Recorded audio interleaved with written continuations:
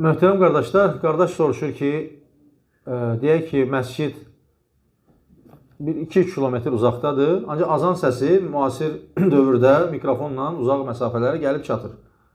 Bilirik ki, əgər azan ağızla verilərsə minarədən və insan o azanı eşidərsə, namaza gəlməzsə, o günah daşıyır. Bunu bilirik hər birimiz.